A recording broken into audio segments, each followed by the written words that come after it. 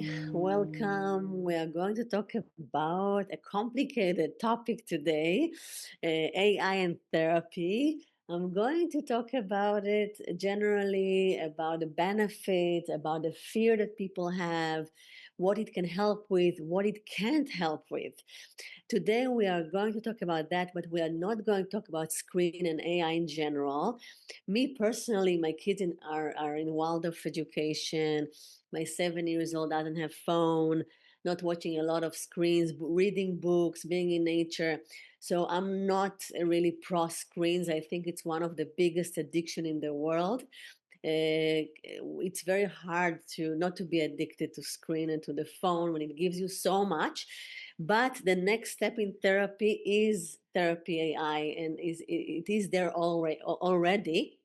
And I'm thinking, like, if teenagers are anyway using it and anyway playing games and doing things in YouTube, watching unnecessary videos and even dangerous one and hurtful one, it's better maybe to use it also to therapy. So I'm going to talk about that, while I'm not going to talk about the addiction of screens. I have a different webinar about that, masterclass online on YouTube, about addiction to screens, and it's really, really strong and present in the world, unfortunately.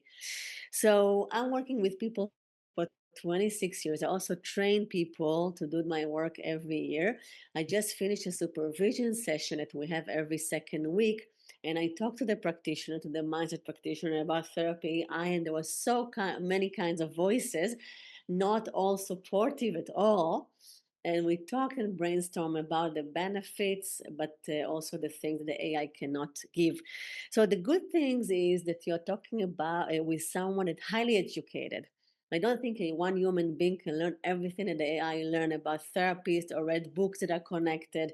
So it's a super mind, a super mind, and this is already can be very interesting, right, to talk about it. And it's all about your mindset and your mentality. How do you take it? Are you use it as a tool, or you're looking for somebody to tell you what to do? And I think this is our responsibility to learn to use that, but it will not use us. So if you're a person that can really restrain yourself, and also you trust yourself a little bit, and you're not just looking for someone who tell you what to do, I think therapy AI is brilliant, because especially if he's trained to ask you questions. Because I think that the most important thing that you learn as a therapist or practitioner is not to tell people what to do, right? You don't tell your client, do that, get married, get divorced, be vegetarian, eat meat. You don't tell them what to do. You give them questions, you ask them questions that they can reflect and go deeper with knowledge, of course, because you have more experience and you're more educated about the human being. But you ask questions and you help people to put, to focus in different places in themselves that they didn't do before. And this is the beautiful of therapy, that you can grow and you have a person that will be like a mirror more. I think the AI with the right tweaks and guidance can really be this person, this computer. That will reflect, that give mirrors, that will teach you about things that he knows. It's more about facts and methods and practices and mirroring. And if it's the right combination, it could be amazing. The second positive thing is that it's affordable. I live in the Bay Area, and I think that my students are lucky that they have, they can access that. They can access so many things. They can go to do somatic breath work. They can go to excessive dance. They can go and sit meditation together. They can go to therapy, and they have resources to do it. Not everybody around the world are lucky like us and can do it. And I'm so happy that the therapy I can be accessible and affordable to everyone. And this is amazing, quite amazing. That people that are cannot really go and get support will have support. The third thing that I think it's great is that you can get support even in the middle of the night. I don't want people to call me in the middle of the night, and I think it's amazing that it's really 24/7. when you're in distress, when you don't have a session with your psychologist, when your therapist went into vacation, or or just just after the session you feel that something is not complete, or 2 days later you need support. I think it can be an additional tool to a human being. It will be more accessible. The next generation of therapy, I will be the one that remembers your past and your history, that remember the conversation.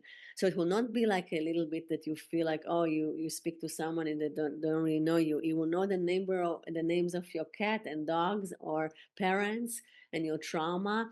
And when you come back, you don't start from scratch. And I think this is amazing. In the future also, it will be a voice and not, because there is something about typing that brings you back to the mind sometimes, and you cannot really connect to your heart, but and it's slower. While when you are really talking, you can be faster, it can be more natural. So this is the future. It will be somebody you can talk to, you can choose it, the voice that is comfortable for you, and it will be more accessible. So those are things that are really already parts of our future. It doesn't matter what you think about it, it's already there. And I think that the future generation and also our kids will use it, and us maybe. So I want you also to explore your fears about that, and we're going to also talk about that. What is the fear? um, of course it's natural to be afraid of something like that. For me, I think the biggest worry is addiction. I don't want people to be addicted to any therapist, by the way, or practitioner or teacher. I think that some people, even with human being, they're addicted to a guru, or they're addicted to a practitioner, and they really don't learn to trust themselves. It's the most important thing, is to trust yourself and not to trust somebody else, or not to be dependent on a weekly therapeutic hour. And this is something that already is happening, but with, of course, the therapy AI, it will be so accessible. The danger is even bigger. You'll become dependent on that you will need advice, that you will not connect to the world. I think that the right therapy AI will send you to connect to the world, will tell you, call a friend, share with someone, go to find groups, go to do some art, find what you love to do, and find a group in your area that you live in, will send you out to connect. Generally, there are kinds of people that are more introvert, they have less friends, they don't trust people, and they don't have a lot of friends, and they're lonely. Those people, anyway, it's hard for them. Sometimes the only person that knows them is their practitioner or therapist. And I think that the AI needs to be smart enough to encourage those people to make connection in real life. Long term, it's better that the AI will do that, because then long term people will say, wow, it really helped me. It helped me to find love. It helped me to open up to somebody else. I even brainstorm with the AI how to approach a woman or a man that I want, how to talk to my parents, and I actually did that. So I think the AI need to be guided, and it's so easy with those programs to tell them, what to do in the end of the conversation, how to end that. And I think it's important to give advice of practices to do every day, of real communication, of homework, of going and apply it in your life, because it's all about that, and not the AI that will keep you close to them or unconsciously will control you, right? So it's important to know how this app is, what is behind the scene, and how they program it for what, to addict you or to send you to make connection. Another benefit of the AI is the safety and security. So many people, I work with people, and sometimes only after a year they tell me a secret that happened to them in the age of 13 or the age of 9. And it takes people a long time to trust. Now, secret is the worst. Secrets are hard on the heart. It creates a wall, and it's really limiting the freedom in so many aspects of the life. With the AI, I found that people tell secrets. and it's confidential. Basically, even people that are working with the program behind the scene, they cannot see the name. They can also see the script, but they don't know who wrote it. So it's confidential. And then you can tell your secrets. You can tell things you will never tell to a human being, or maybe after years of knowing this practitioner, you will open up. And this is beautiful. That people allow themselves to say things they never said before, what they think about the body, to use language they will never use, to express real anger, to tell about abuse that they experience. And just by sharing that, it's a lot. And I know it's sharing it with computer, with a machine, but it doesn't matter because they took it out, they put words, or they typed it for the first time like that, and they heard feedback. um, and this is really already really healing.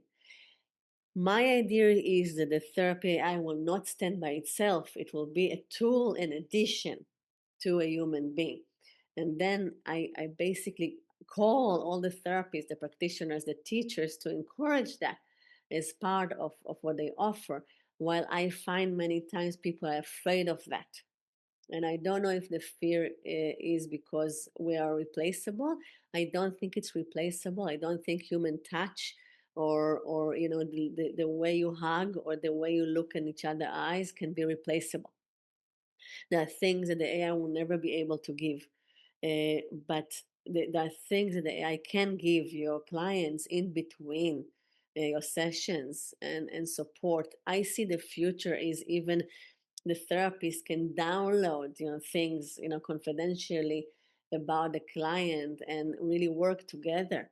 And then the clients will get support in moments that they need. I think it can prevent a lot of harm. People need a lot of support, and it's very hard to get it from human beings. Even you don't want to be a burden on your friends, on your partner, of course, not on your kids. So, but the AI can handle that, right? It's like people use it even to write email. It's you don't feel that you're asking from somebody that works for you to do 100 things a day. You feel comfortable because there are no emotions in a way. It's not a problem for the computer to do that. So it is easier to ask for help from that. And the question is, what is the level of the AI? um, is it really educated? And I think it is. I think that if he did all the degrees that a human being can do in psychologists and wellness and read a lot of books, it can give you a lot of things to think about, different kind of views about the world and about yourself. The thing I'm worried about more is not the therapy AI, is the human being, how we will take that. And will it take it as like this is the way, this is the answer, or will just take it as more food, for to brainstorm with yourself, to grow, to learn, and to decide what is right and what is wrong, what is good for you and what is not. And this is in general true, how to develop this compass, your compass that you can trust and not just take things as they are. People care what people think about them. And this is also limiting everything. It can limit the work with a human being, or even in your conversation with your friends, because you think many times, but what they think about me. So you change and add it to your words. While with the AI, you will not have this problem. You will just share freely because it's not a person. You don't care. And this is a lot, so many benefits. Me personally, I'm not afraid from the future. I was never afraid from progress. Um, I believe that everything is, like is from God in a way. It's creation by God. If it's here, it's through the universe. It came, and everything that came through the universe can be a gift or can create harm. Basically, depends how do you use it and how people use it. So I believe, let's say if I will give my son phone when he will be in ninth grade. I don't have a choice anymore. I think that to scroll in YouTube or to open the internet is more harmful than the therapy AI. I think you can find evil things there, and there's so many bad things you can learn about the world and about people. that he doesn't know yet, and it's really scary. If something is scaring me, is this, but not the AI that was educated and is like more into the wellness world. So it is for me. I think it's better to use that many other uses that we do with the phone, like wasting time on YouTube, short videos that give you nothing, or series that you see for the fourth time, or all that. So this is something else. I would like to help people to strengthen themselves and their leadership, and use everything that life offers as a tool, and not to let those tools become our master, not them our mind, and not other people's minds, other things that the world offer. But as is, if you think about it, it's quite brilliant. I read some scripts that people, the conversation that people do with the AI, and there were, things like somebody just had a car accident, and she's sitting in the car, and it's a real story, and she's opening the AI and writing, "I just had a car accident. I'm waiting for the fire department to come, and I feel this and I feel that." And if the right AI will say, call a friend, call your neighbor, call a person that maybe also can cook you dinner, or help you, or support you, or give you a hug. This will be nice. But until, let's talk, right? What do you feel? What do you need right now? And to help people to express. And then it's easier even to call a friend, because you know what to say, or you're not overwhelmed, or take a deep breath. And I think that the right AI will give you all kind of small practices to do, and not only teach you about, life, but really will give you small practices, like coming back to your breath and relaxing your shoulders, and saying to yourself that everything is all right, and help is on the way, not go into anxiety, and then, like, what do you need now, and connect it to your needs. And usually the needs is connection, and the need is love and attention from a person. So if it will be the AI that really connected to, the real wellness, and not just want you to be addicted to it, so it will send you to the world, and give you tools to express yourself, and to build a really strong community around you, a circle of people that care and love. And this will be basically a good result, right, of the AI, to have a partner, to have a friend, to have good relationship with people, the family that you want to have good relationship with. But the fact that you can brainstorm, and you can share so much in a, whenever you want, if you don't fall asleep at night, if you open that, and you chat about interesting things, or you get suddenly sleep meditation, and advice for a sleep meditation, or things like that. It's amazing. you know when I started to work with people, and I trained my first training, I remember I said, "Listen, your client will want you 24/7. I wish we can be with them all the time, right?" And remind them to take a breath, and remind them that they're okay. Remind them to every all the things we teach. I wish we can be with them all the time, but we can't. We are limited. And if you use the AI as complementary, and the AI can be with them as much as they need, and whenever they need, this is can be really positive. So we don't know the future. Every invention, again, can hurt us, and also we can benefit from, and it really depends of how they will tweak it, and what there will be the guidance of the AI. And there will be different kind of AI therapy out there, and your responsibility of how you take it. If you are addicted to screens, it's only your responsibility to work with that, and there is a way out. There is a way out of that.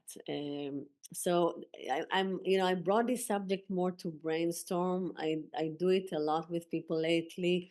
I feel that the fear, in a way, is justified. The other way, it's a place to to work with, and to observe, and to see what is the exact fear.